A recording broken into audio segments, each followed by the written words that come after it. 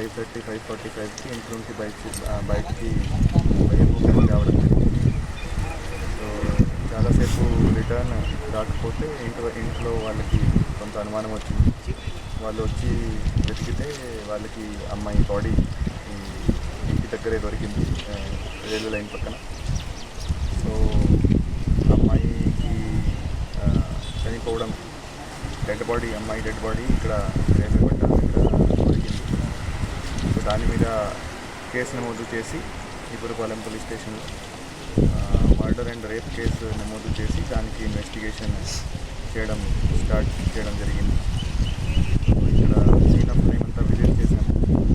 Scene of crime దగ్గర అమ్మాయి చెప్పలు, ఒక వాటర్ బాటిల్, అమ్మాయి బట్టలు దొరికాయి. సో ఇన్వెస్టిగేషన్ సైంటిఫిక్ లైన్స్ మీద అన్ని కోణాల నుంచి అన్ని ఇన్వెస్టిగేషన్ చేయడం జరుగుతుంది. సో దానికి 5 టీమ్స్ ఏర్పాటు చేయడం జరిగింది.